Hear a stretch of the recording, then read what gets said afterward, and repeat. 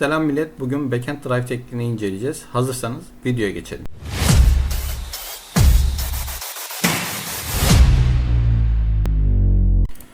İlk pozisyonumuz olan temel duruş pozisyonundan başlayalım. Bu pozisyonda sağ el oyuncular için sağ ayağımız sol ayağımıza göre yarım ayak geride, ayaklar omuz genişliği kadar açık, kollarımız üst kol ve alt kol dirsek eklem açısı 90 derece olacak şekilde pozisyon alıyoruz. Burada dizler bükülü, belden öne doğru eğik pozisyonda topun gelmesini bekliyoruz. Burada da görüldüğü üzere. Şimdi aynı pozisyonu bir de karşıdan bakılma şeklini izleyelim. Pozisyonda iki kol arasındaki sabit paralellik gördüğünüz gibi arada bir boşluk var. Birbirine paralel şekilde bekliyorlar. Daha sonra iki vuruş öncesi hazırlık pozisyonumuz var. Bu pozisyonda üst kol, alt kol ve raketin açısına çok dikkat etmek gerekiyor. Burada bir üçgen söz konusu olabiliyor. Çizgilerde zaten rahatlıkla görebiliyorsunuz. Aynı zamanda raketimiz masaya paralel, beyaz çizgisine paralel olacak şekilde ayarlanmalı ve daha kontrollü bir oyun sağlanabilir.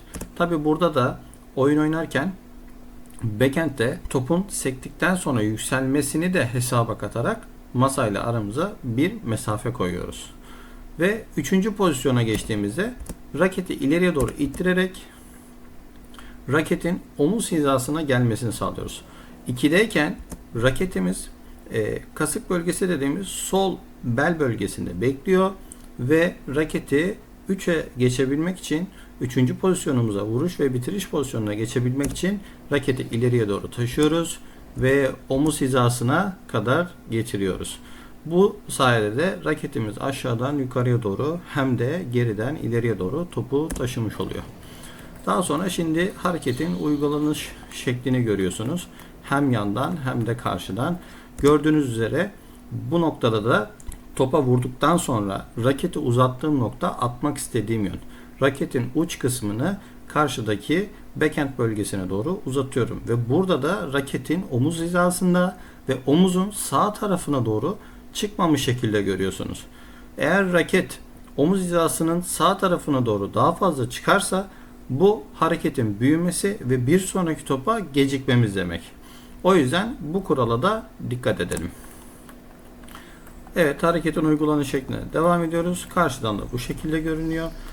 Şimdi bir de bu vuruşa yandan bakalım. Raketin havada çizdiği yönü ve vücuda olan uzaklığını görüyorsunuz. Sol kolun yani denge kolunun buradaki açısını görüyorsunuz. Topa vurduğunda oyun kolunun dirsek noktasıyla sol kolun yani denge kolunun yumruk kısmı aynı hizada kalıyor. Raketin de ilerleyiş yönü zaten çizgilerle belirtiliyor. Evet, beni izlediğiniz için teşekkür ederim. Burada da Fan Zhenlong'un aynı tekniği kullanarak aynı işi yaptığını görüyorsunuz. Kanalıma abone olmayı ve Instagram'dan bizi takip etmeyi unutmayın. Teşekkürler.